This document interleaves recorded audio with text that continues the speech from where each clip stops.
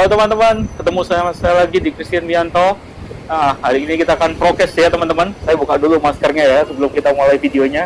Karena kita kali ini lokasinya di outdoor. Dan kebetulan saya kali ini syuting temenin adik saya.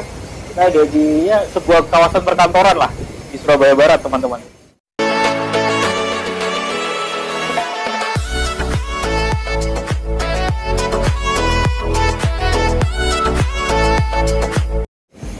Ya, selamat datang lagi teman-teman di channel saya Christian Wianto. Sudah lama ya, saya lihat sudah postingan terakhir saya sudah sejak 6 bulan yang lalu.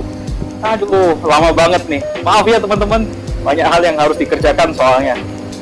Hey, hari ini kita akan lanjut lagi teman-teman. Kita akan bahas tentang orang ultra rich di Surabaya.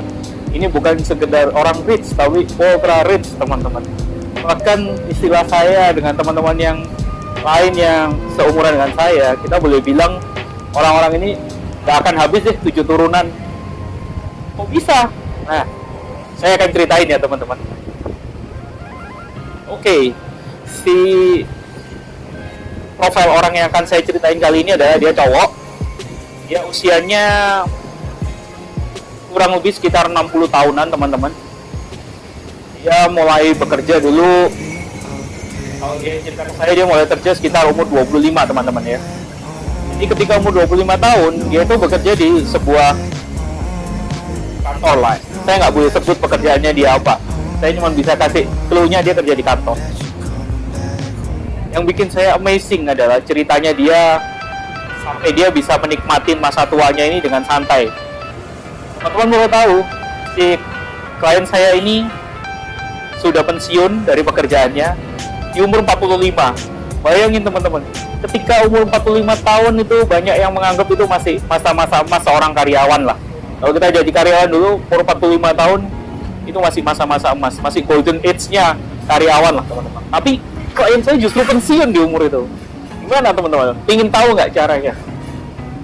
Nah, singkat cerita, saya sempat ngobrol dengan si klien. Ngobrol tentang, gimana sih Pak umur 45 kok sudah santai? Saya udah keliling dunia teman-teman ya, dia udah sampai ke Alaska, dia sudah pergi ke sana. Dia bilang, saya mulai semuanya dulu sederhana Pak. Dan kebetulan saya yang nggak merit. Nggak merit tuh bahasa Surabayanya ya. Kalau bahasa umumnya ya dia nggak menikah teman-teman. Jadi dia hidupnya single. Si bapak ini single.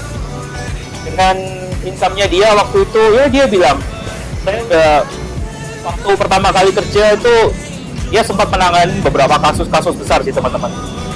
Jadi ya kasusnya besar tapi nggak pernah ke blow up di media. Kebetulan dia tipikalnya di bidang hukum ya teman-teman ya. Saya nggak bisa sebut lagi lebih dari ini. Nah, dia bilang dia dapat banyak dari situ. Dapat banyak dalam artian bayarannya besar dari kasus-kasus yang pernah dia tangani. Tiap kali dia menabung, dia nggak pernah bentuk itu rupiah teman-teman. Karena menurut dia, ya kalau ditaruh dalam bentuk cash liquid atau uang tunai gitu, dia merasa, wah, suatu saat bisa habis. Akhirnya dia memilih alat investasi yang lain. Dia pilihnya emas. Dia mulai nabung emas, dia nggak pernah gengsi sih, dia cerita ke saya. Dia pertama kali bisa beli emas, besarnya cuma 1 gram aja teman-teman. Tapi dia kumpulin terus. Dari gram-gram kecil itu, dia kumpulin terus. Sampai suatu saat, kalau dihitung zaman sekarang, dia udah pernah, dia kasih tahu ke saya, kira-kira tabungannya sekitar 10 kilo emas. Amazing nggak? Dia kerja sampai umur 45, dia bisa nabung sampai 10 kilo emas. Ingin tahu lifestyle-nya dia? Jawabannya teman-teman, hemat banget. Dia bukan tipikal orang yang wah, sebentar ke mall, sebentar belanja, sebentar ini, sebentar itu, bukan. Dia juga bukan tipikal yang gue koleksi mobil mewah aja deh, uang gue banyak, gue nikmatin. Enggak juga. Dia tipikal very very simple. Kerjanya kemana-mana dia naiknya motor. Dia naiknya motor. Motornya pun bukan yang bermerek, ya biasa lah. Menurut saya itu motor-motor biasa yang, dan dia juga bilang itu biasa selama dia bilang motornya nggak rusak, dia nggak beli gitu aja. Simple. Penampilannya pun ya casual aja teman-teman. Kalau kemana-mana nggak ada mereknya, di bajunya itu nggak ada mereknya. Saya jamin itu. Kalau biasanya kan orang-orang kaya, tipikal yang zaman-zaman sekarang, zaman now, head to toe istilahnya kita sekarang yang ngetren ini kan, wow semuanya merek. Bahkan bisa dibilang kayak, gila men, uang 1M berjalan nih. Jamnya berapa, kalungnya berapa, sepatunya berapa, hemnya berapa, celana panjangnya berapa. Ngeri banget teman-teman. Tapi buat yang orang satu ini, kalau kita hitung head to toe, nggak sampai 500.000 teman-teman. Normal banget lah semuanya. Ya versi-versi sederhana lah. Yang teman-teman harus tiru di sini adalah cara dia menabung. Ini yang mau saya share. Ini menarik banget teman.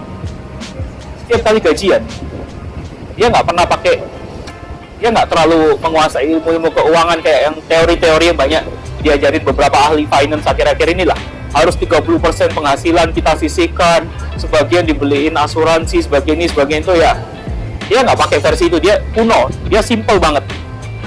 Dia hitung berapa yang bisa dia makan, sisanya dia beliin emas. Misalnya dia waktu itu bulan itu dia cuma bisa beli 1 gram emas, ya udah dia beli aja 1 gram emas. Terus bulan depan, oh ternyata uang bulan lalu masih ada yang sisa.